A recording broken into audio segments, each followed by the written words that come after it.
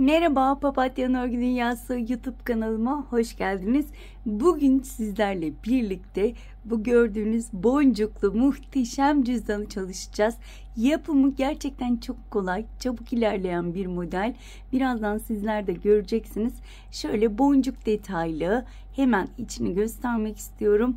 Şuraya boncuk işlemedim, çok kaba durmasın diye.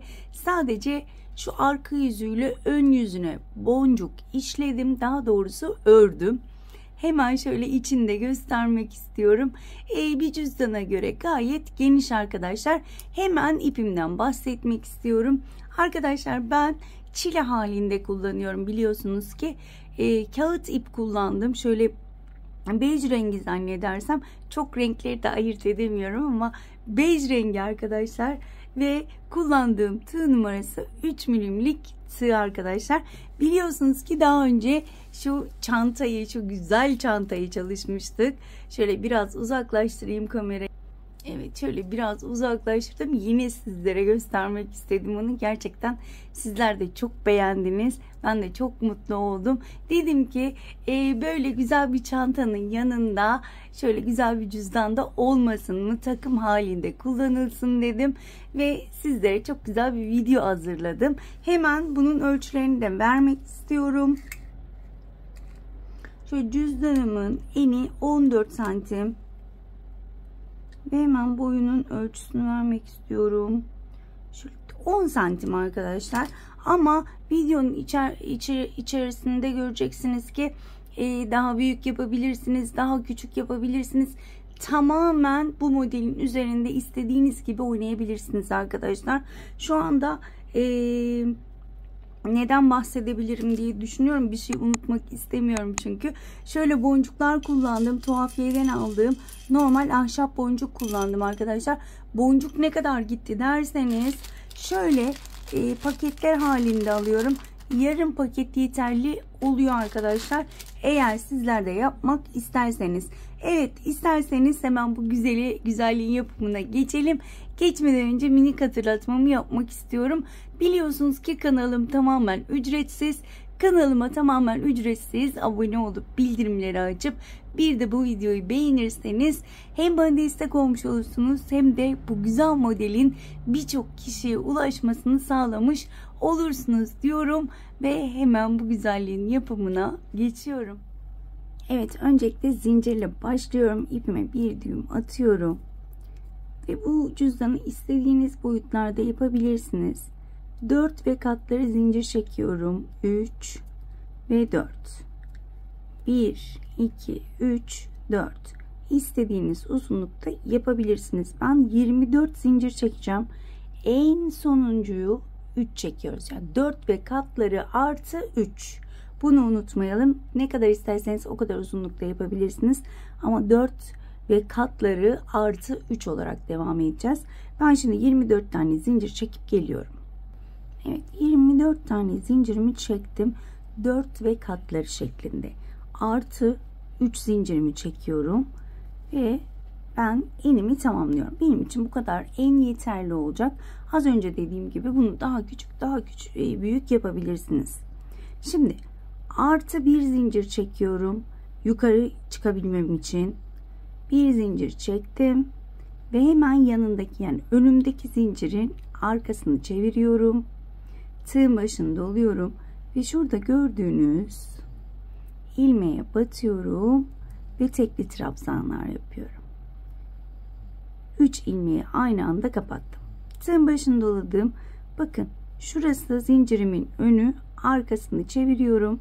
Bakın hemen arkasında şöyle ilmeğim var. Hemen o ilmeğe battım. Tekli trabzan yapıyorum. Şöyle net miyiz bir bakıyorum. Tığın başını doladım. Hemen bakın şurası önü, arkasını çeviriyorum. Hemen arkadaki şu tek ilmeğe batıp tekli trabzan yapıyorum. Başka bir işlemim yok. Bu şekilde arkadaki tek ilmeklere batarak tekli trabzanlar yapıyorum. Tekli trabzan ilmek çektim. 3 ilmeği aynı anda topladım. Bu şekilde sıra sonuna kadar devam edelim. Sıramın sonuna gelmek üzereyim. Son zincirim kaldı. Son zincirime de arkadan batıyorum ve son trabzanımı yapıyorum. Şöyle iyice sıkıştırıyorum. Kağıt ip olduğu için sıkıştıra sıkıştıra yapıyorum. Aralarda boşluk kalmasın diye. Burada dönüşte şöyle ilmeğimi uzatıyorum. Bakın çok az uzatıyorum. Tığın başına alıyorum ve tığımı şu şekilde çeviriyorum. Daha sonra çevirdikten sonra ilmeği içinden geçiriyorum ve ilk trabzanımı yapmış oldum. Modeli çevirdim. Tığın başını doladım. Hemen önümdeki trabzan tepesine batarak tekli trabzanımı yapmaya devam ediyorum. Bakın 2 tane trabzanım oldu. Yine sıra sonuna kadar artık direkt trabzanların tepelerine batarak tekli trabzan yapacağım. Tığın başını doluyorum. Batıyorum. Tüm ilmekleri kapatıyorum. Sıra sonuna kadar devam edelim. Sıramın sonuna gelmek üzereyim. Son bir trabzan tepesi kaldı. Şöyle ona da batıyorum. Ve son trabzanımı yapıyorum. Şöyle göstermek istiyorum. Benim için yeterlidir bu kadar. Zaten ütülenince biraz daha açılıyor kağıt iplik. Yine aynı şekilde şöyle yavaş yapmaya çalışacağım. Kameramı netleştireyim. Bakın ilmeği uzatıyorum. Tığın başını doluyorum. Ve şu şekilde dönüyorum. Ve tekrar tığın başını dolayarak döndürdüğüm ilmeğin içinden çıkıyorum. Modeli çevirdim. Tığın başını doladım ve her bir trabzan tepesine tekli trabzan yapıyorum. Şöyle sıkıştırarak yapıyorum. Elinizi sıkı tutun arkadaşlar. Bu sefer gevşek tutun demiyorum. Elinizi sıkı sıkı tutun. Eğer çok sıkı değilse 1 numara küçük tığ kullanabilirsiniz. Bu şekilde sıkı sıkı yapıyorum. Ne kadar öreceğim bunu? Bu arkadaşlar yaptığımız bizim boncuksuz sıra. Şöyle cüzdanımızın iç kısmında kalacak taraf. O yüzden ben buraya boncuk işlemek istemiyorum. Burayı normal düz bir şekilde öreceğiz. İstediğimiz boyuta gelene kadar dış kısmına geldiğimizde boncuk eklemeye başlayacağız. Şu anda ben yine göz kararı yaptığım için kaç sıra öreceğimi söyleyemiyorum. Hemen ben istediğim boyutlara gelene kadar örüp hemen dönüyorum. Evet arkadaşlar, ben yeterince ördüm ama karar veremedim bir sıra örsem mi örmesem mi diye. O yüzden ben burada bıraktım. Size ölçü vermek istiyorum. 8 sıra ördüm. Şöyle 13 santim eni, şöyle 6,5 santimde boyu, 8 sıra ördüm. Eğer küçük gelirse burası, daha sonra dönüp buradan da birer sıra ekleyebiliriz diye çok önemsemedim açıkçası. O yüzden şimdi artık boncuklarımı takmaya başlıyorum. Şöyle hemen boncuklarımı alıyorum. Yine ilmeğimi bu sefer biraz fazla uzatıyorum. Çünkü ikili trabzanlar yapacağız. Şöyle modeli çeviriyorum. Tığın başını doladım. Çevirdim. İlmeği içinden geçirdim. Şöyle uzatarak yaptığımızda ikili trabzan boyuna geliyor zaten. Hemen az önce hatırlamıyorum dedim mi ama hemen dibine batıyoruz arkadaşlar, yanına değil, yoksa eksik olur. Bir de buradaki trabzan sayımız 27, sürekli sayarak yaparsak eksilme veya artma olmayacaktır. Hemen dibine batarak şöyle elimi sıkı tutuyorum. Kağıt ipi olduğu için ikili trabzan yapıyorum. Yan yana 3 tane ilk trabzanla beraber. Bakın, yan yana 3 tane ikili trabzan yaptım. Şimdi tığın başını doluyorum. Hemen bir boncuk alıp tığa geçiriyorum. Hemen önümdeki trabzan tepesine batıyorum. Önce bir ilmek kapatıyorum. Sonra boncuğu içinden geçiriyorum. 3 ilmeğim kalıyor. 3 ilmeğimi de aynı anda kapatıyorum. Tığın başını doladım. Yan yana 3 tane yine ikili trabzan yapacağım. 1 2 ve 3. Öksürük sesini duymuşsunuzdur. Yazın ortasında benim oğlan hastalandı, küçük oğlan. O arada öksürüyor. Muhakkak yansıyordur kameraya da. O yüzden belirteyim dedim. Birazcık hasta. 3 tane ikili trabzanımı yaptım. Tığın başını doladım. Hemen yine bir boncuk alıp bakın tığa geçiriyorum. Şu şekilde. Ama tığın önce ipi doluyorum. Doladıktan sonra boncuğu geçiriyorum tığa. Ve önümdeki boş trabzan tepesine battım. Bir ilmek ve boncuğu aynı anda kapatıyorum. Ve kalan 3 ilmeği aynı anda kapatıyorum tekrar. Bu şekilde aralarına 3'er trabzan yaparak boncuklarımızı ekliyorum. Eğer çok sık dersiniz boncuklar, 4 trabzan aralığı da yapabilirsiniz. Bu tamamen size bağlı. Daha önceki çantayı da aralarda 3 tane trabzanla örmüştük. Ama onu ben birazcık böyle gevşek ördüm. Bu cüzdan olduğu için biraz elimi sıkı tutuyorum arkadaşlar. 3 tane ikili trabzan tığın başını doladım. Ve şöyle turuncuyu alayım. Renkleri de önemsiyorum. Üst üste ve yan yana aynı renklerin gelmesini istemiyorum. Tekrar battım. Bir ilmek kapattım. Daha sonra bakın şöyle içinden geçiriyorum boncuğumu ve 3 ilmeği kapatıyorum. Bu şekilde eminim ki anlaşıldı.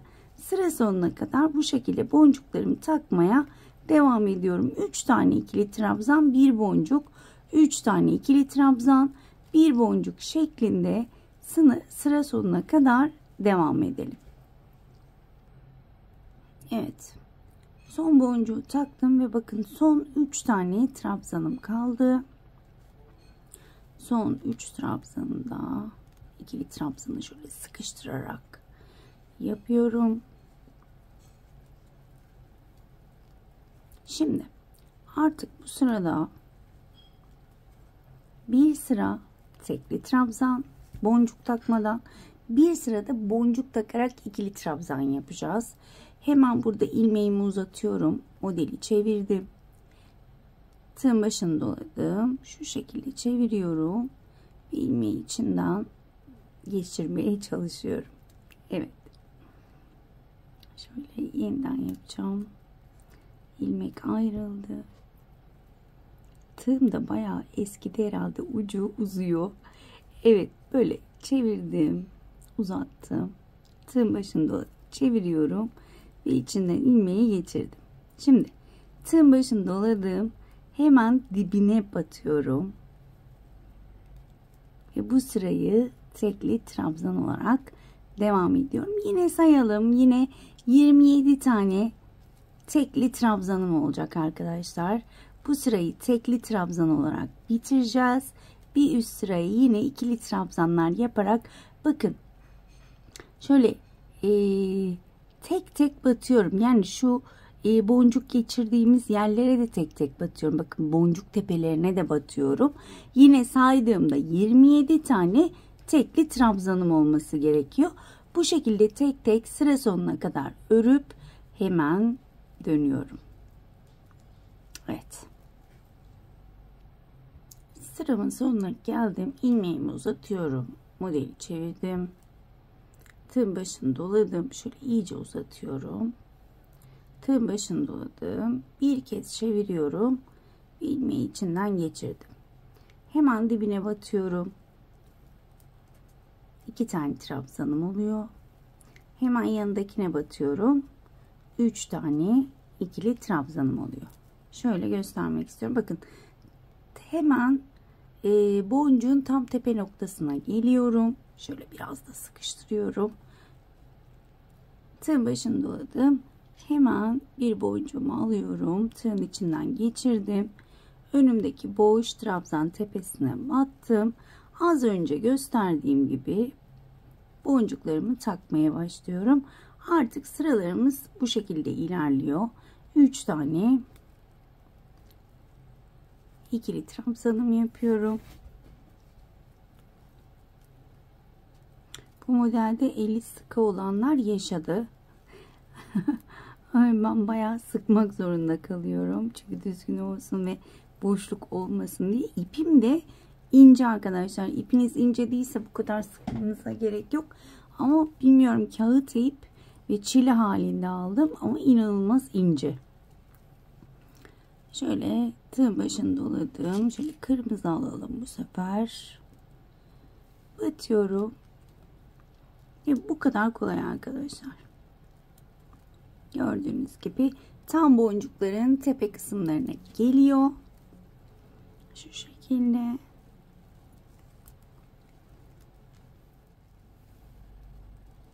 Evet, 3 tane ikili trabzan tığ başını doladım.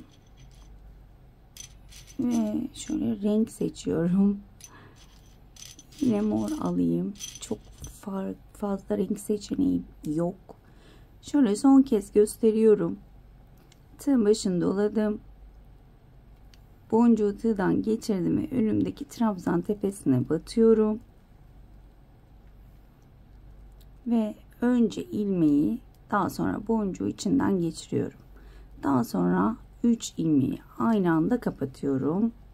Daha sonra 3 tane yan yana ikili trabzan. Elimizi sıkı tutalım arkadaşlar. Hep bundan söylüyorum çünkü aralarda boşluk olmasını istemiyorum. Şöyle baktığımda, şunu çevirdiğimde şu şekilde katlayacağız ve şu boncuklar şu şekilde öne gelecek. O şekilde uzatacağım. Burayı biraz kısa yapmışız ama ilk başta demiştim sizlere, daha sonra üste çıkar tamamlarız diye. Herhalde öyle yapacağız. Biliyorsunuz ki tamamen doğaçlama yapıyorum. Çantasında resmi vardı. Resmine bakarak yaptım. Ama cüzdanda elimde ne resim vardı ne de boyutları vardı. Tamamen doğaçlama yaptığım için beraber burada hazırlayıp örüyoruz. Bu sıradan sonra aynı şekilde ilerleyecek. Bir sıra ikili trabzan, tekli trabzan, ikili trabzan, boncuk, tekli trabzan şeklinde ilerleyeceğiz. İstediğiniz uzunluğa gelene kadar, ben de istediğim uzunluğa gelene kadar bu şekilde öreceğim ve daha sonra cüzdanımıza devam edeceğiz. Evet arkadaşlar, ben sıralarımı bitirdim. Hemen şöyle kısaca anlatmak istiyorum. Şurada 8 sıra örmüştük ve buradan devam ettik. Şöyle hemen tek trabzan sıralarını saymadan boncuk sıralarını sayıyorum. 1, 2, 3, 4, 5, 6, 7, 8, 9 sıra ördüm. Sık iğne, pardon, tekli trabzan sırası 1, 2, 3, 4, 5, 6, 7, 8, 9 arkadaşlar. Ve burayı da ekleme yapacağımı söylemiştim zaten. Buraya da 4 sıra ekleme yaptım arkadaşlar. Zaten ek yeri şurada belli oluyor. Hemen tekrar ölçü vermek istiyorum. Toplamda ne kadar örmüşüz? Şöyle 27 santim arkadaşlar boyu. Enimiz şöyle 13 santim. Evet. Şimdi şöyle hemen burayı görmüşsünüzdür. 2 tane boncuk takmadım. Neden? Şöyle benim bir etiketim var. Şuraya etiket koyacağım için oraya 2 tane boncuk eklemedim. Ama sizler etiket kullanmayacaksanız normal boncuklarınızı devam edebilirsiniz. Ben burada en son sıra tekli trabzan yaptım. İpimi koparmak zorunda kaldım. Çünkü buraya ek yapacaktım. Şimdi arkadaşlar komple sık iğne olarak bir çerçeve yapacağız. Hemen kamerayı yakınlaştırıyorum. Evet, tam olarak şöyle şurada durdum. Şöyle bir zincir çekmişim sanırım. Hemen dibine batarak burada sık iğne yapıyorum. Çevresini sık iğne ile dolaşacağım arkadaşlar. Hep elim şimdi alıştı. Hep tığa ip doluyorum. İp dolamadan direkt batıyorum ve 2 tane ilmeği kapatıyorum. Yani bu sıra sık iğne sıram. Şöyle uca gelene kadar devam edelim. Şurası yatık trabzan olduğu için şurayı da bir göstermek istiyorum. Evet arkadaşlar, şöyle köşeye doğru geldim. Ben köşelerde arttırma yapmayacağım. Direkt döneceğim. Ama buralarda sizde kasma yaparsa aynı, yani köşedeki aynı sık iğneyi 2 tane 3 tane fazladan yapabilirsiniz rahat dönmek amaçlı. Ben yapmayacağım çünkü sivri olmasını istemiyorum. Şöyle yuvarlak geçişli olmasını istediğim için şöyle bir tane yapıyorum, çeviriyorum yanını. Eğer kasma yaparsa aynı yere batabilirsiniz. Hemen yanına geçiyorum. Bakın burası yatık trabzan. Şöyle önüme gelen ilmeklere batıyorum. Burada fazla batarsanız marullanma olur. Az batarsanız kasma olur. Onu kendiniz ayarlayabilirsiniz. Ben şöyle önüme gelen trabzanlara tek tek batarak sık iğnemi yapıyorum. Bakın gördüğünüz gibi burası çok sivri olmadı. Şöyle bir dönüş yaptık. Dediğim gibi önüme gelen şöyle trabzanlara batmaya çalışıyorum. Sizler de aynı şekilde, buralar biraz sık, biraz zorlanıyorum. Şöyle evet, önüme gelen şöyle ilmeklere batarak devam edeceğim. Çok fazla burayı uzatmak istemiyorum. Çünkü dediğim gibi bakın ilmekler önümde, tek tek batarak tüm çerçeveyi tamamlayıp hemen dönüyorum. Evet, ben komple çerçevemi tamamladım. Sık iğnemi bitirdim. Tam bakın şu köşedeyim. Şunu birleştireceğim ama bunu ben iğne ile birleştirmek istiyorum. O yüzden şöyle uzunca bir keseceğim ipimi. Dikeceğiz de çünkü. Hemen şunu şöyle çıkarıyorum. Sıkılaştırıyorum. Ve şöyle bir yün iğnem var. Hemen yün iğnemi ipimi geçiriyorum. Biraz kamerayı yaklaştıracağım. Evet. Bakın şurayı birleştirecektim. Hemen şöyle şuraya batıyorum.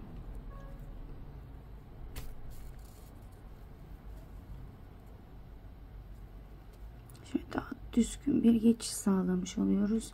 Ve hemen geriye dönüyorum. Bir de şuraya batıyorum. Bakın.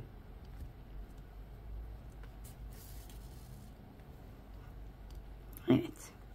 Eğer ipi keserseniz bakın çok güzel bir geçiş sağlamış olduk. Eğer ipi keserseniz şöyle arkadan yürüterek kesebilirsiniz ipinizi. Ama ben şu anda şöyle kamerayı bir ayarlayayım. Çok yakın oldu herhalde.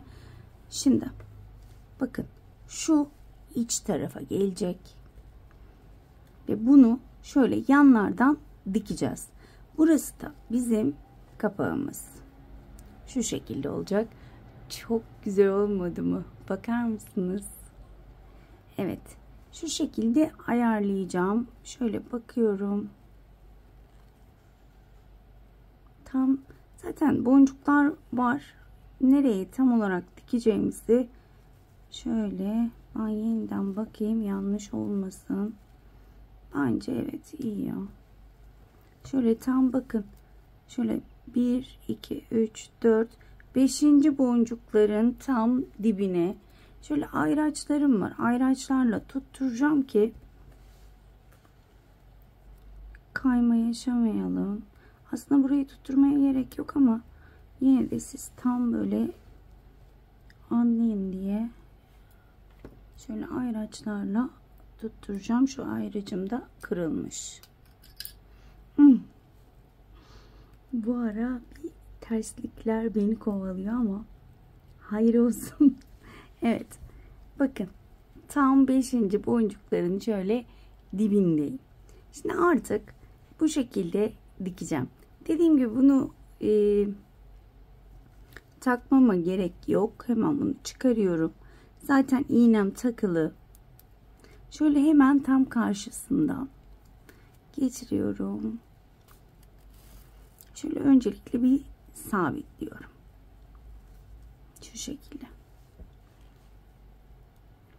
Daha sonra öncelikle buraya 1-2 kere geçeceğim başlangıcı, çünkü açılma oluyor burada. Şöyle.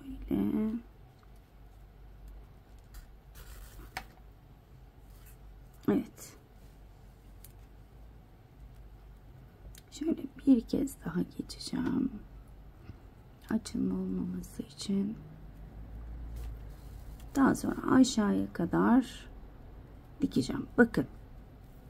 Şimdi şöyle bir şu uçtan bir de karşıdaki diğer uçtan birer tel alıyorum. Şöyle net miyiz?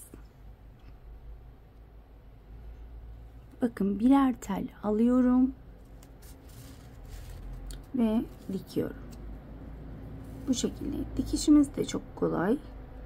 Şöyle bakın. Hep aynı yönde ama. Şöyle karşılıklı birer tel alıyorum. Bayağı bir sıkı örmüşüm arkadaşlar ben. Tek teline bile iğneyi batıramadım. Evet. Biraz da ellerim uyuştu herhalde kağıt ip örmekten. Herhalde bir 2 haftadır sürekli kağıt ip örüyorum. O yüzden biraz ellerim uyuşmuş olabilir artık. Şöyle şu görüntüyü size göstermek istemiyorum ama yapacak bir şey yok. Sürekli kağıda sürttüğü için egzamalarım biraz böyle azdı sanırım. Ama yapacak bir şey yok. Kremlerimi kullanıyorum ama tam da dönemi zaten dönem dönem kötü oluyor. Bakın şu şekilde gayet güzel bir dikiş elde etmiş oluyoruz. Ben şöyle çok uzatmayalım, aşağıya doğru devam edeceğim. Daha sonra aşağıyı da kapatmayı göstereceğim. Evet, şöyle ben sona kadar diktim. Hemen iğnemi herhangi bir yerden şöyle batırıp arkadan çıkaracağım. İçeride gizleyeceğim ipimi.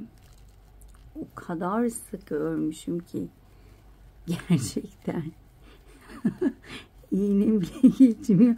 Size sürekli sıkı örün dedikçe bakar mısınız? Şunun sıkılığına geçmiyor. Evet. Bakın. Şöyle gördüğünüz gibi gayet düzgün burası. Şöyle çok kırmadan hemen içten şöyle yürüteceğim. Mecbur şöyle yapacağız artık. Evet.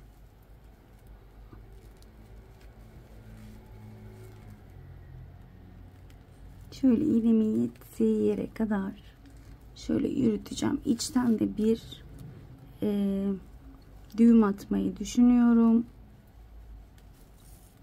Şöyle hemen bir düğüm atalım ki çözülmesin. Şöyle bir sıkıştırayım. Daha sonra içeriden yürütün. Ben çok uzatmamak için hızlı yapıyorum ama sizler şöyle ağır ağır uygun bir şekilde saklarsanız kesinlikle çözülmeyecektir.